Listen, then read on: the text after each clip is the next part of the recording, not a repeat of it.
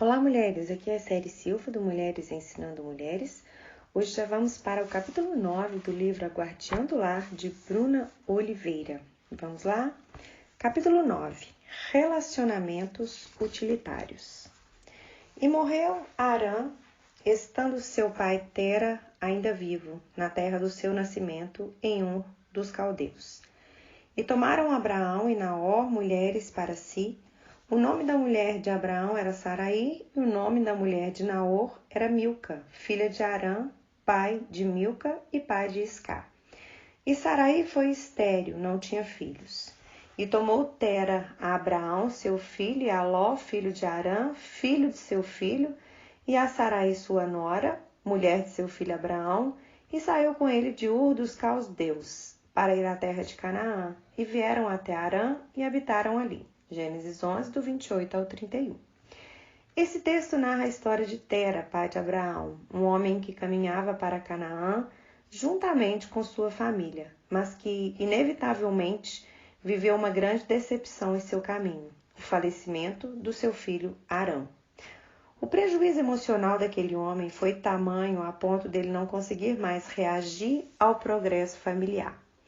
Ele acaba estacionando em Ur dos caldeus, no lugar onde perdeu seu filho. Fato é que conviver com situações que estão fora do nosso controle não é algo fácil. Imagino quanto aquele homem deve ter sofrido a morte do seu filho e como foi difícil reagir à dor da ausência.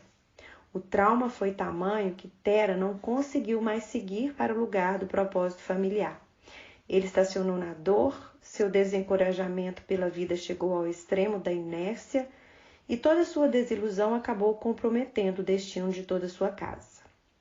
Nas nossas casas, muitas vezes, mesmo tendo as promessas de Deus, mesmo andando debaixo de uma revelação, se não buscarmos o entendimento do que estamos vivendo, temos a tendência de agir como o pai de Abraão, que foi movido pelo sentimento de luto, de não conseguir viver com algo que saiu do controle e expectativas e acabou abortando as promessas de Deus, estacionando e morrendo no lugar onde perdeu algo.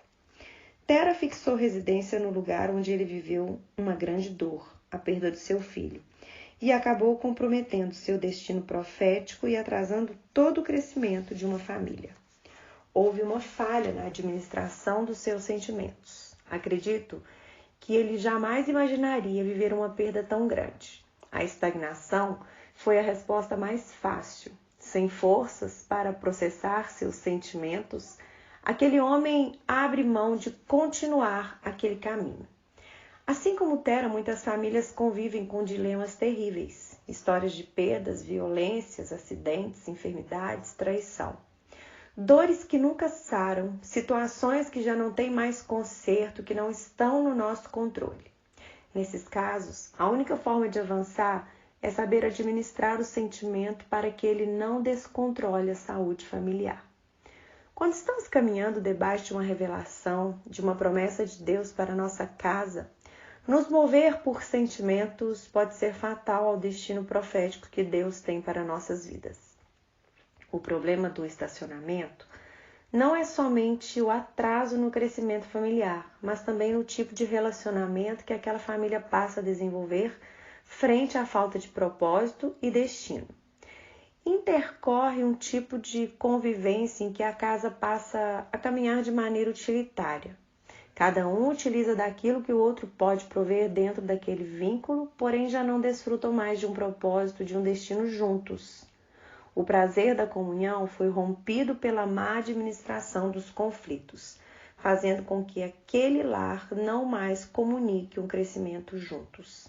Pelo contrário, cada um vive separadamente suas vontades, tendo unicamente o fio da utilidade que os une. Não há sonhos juntos, um compartilhar, confiar, prazer na companhia do outro. Passam a viver um nível de isolamento, de falta de afeição, de desconfiança. Embora estejam juntos, porém, não unidos, a vida se resume em uma troca de benefícios que um pode fazer para o outro. A mulher se beneficia daquilo que o marido provê em casa, o esposo de como a esposa o serve e os filhos da mesma forma. Cada um, dentro da sua necessidade, tende a utilizar da presença do outro, porém sem um propósito juntos numa missão familiar. A afetividade foi neutralizada pelo egoísmo em colocar o problema, a dificuldade maior que o propósito familiar. Filhos, nesse ambiente, alimentam uma segregação do pertencer que deságua em um profundo sentimento de solidão que com o tempo se transformará em um comportamento rebelde e distante. A estagnação emocional de Tera proporcionou o comodismo de Abraão, pois não havia uma referência que o impulsionasse. Pais precisam muito mais que dar comida e casa para seus filhos. Pais precisam ensiná-los a sonhar, a avançar, a acreditar, e isso se faz através do exemplo. Ensinamos nossos filhos a superar quando superamos, a conquistar quando conquistamos, pois o exemplo precede o ensino. Filhos, nesse contexto, desenvolvem uma característica de prazer relacionada ao consumismo, aos bens materiais. Eles associam a convivência à utilidade. Então, sempre irão querer utilizar de algo novo, pois a fonte da aceitação familiar foi trocada pela linguagem do benefício.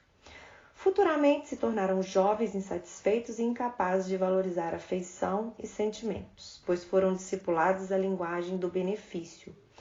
E se eles não existem, não há motivos para se relacionar. São hedonistas, vivem exclusivamente por prazer, sem jamais conseguirem se doar a um propósito ou algo que os impulsione para um crescimento pessoal, pois são confusos, não aprenderam a se doar por uma causa dentro de casa, nunca foram despertados a uma missão juntos, mas sim a utilização da companhia do outro.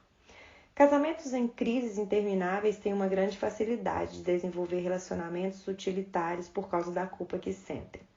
Por não desenvolverem capacidade emocional para gerir conflitos, o casal acaba caindo em um sentimento de remorso, e este sentimento reproduz uma prática excessiva de substituição como forma de compensar a desintegração familiar.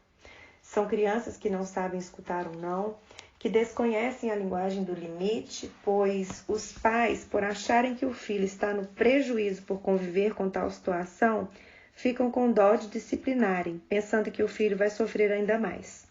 Os efeitos dessa disfunção doméstica na vida dos filhos são multifatoriais, tendendo a chegar até mesmo na escola, em que filhos sem limites se manifestam como alunos rebeldes, resistentes a qualquer tipo de autoridade, projetando na figura do professor uma forma de reaver a necessidade de serem vistos.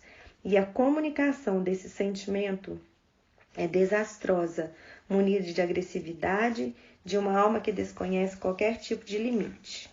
A exaustação nesse tipo de relacionamento repercute em um desgaste na convivência da escola com a família, uma vez que na maioria das vezes os pais exigem que a instituição aplique o mesmo nível de flexibilidade que o aluno tem na sua casa, buscando alterar prazos e normas, tendo em vista o benefício e bem-estar do seu filho a qualquer custo, infringindo os princípios morais e desestabilizando o sistema organizacional da escola. Uma guerra de poder é instaurada, chegando a agressões morais e até mesmo físicas. Quando a instituição é particular, a cobrança pode até ser maior, pois como clientes, os pais se sentem no direito de exigir que a escola funcione como uma extensão da sua casa, obrigando professores a caminhar sob uma tensão, pois ficam divididos entre os valores éticos da sua profissão e o medo de perderem o emprego. O estresse dessa rotina limita a capacidade emocional desses profissionais, fazendo com que muitos adoeçam, chegando até a depressão. No próximo áudio, vamos terminar o capítulo de número 9. Até lá!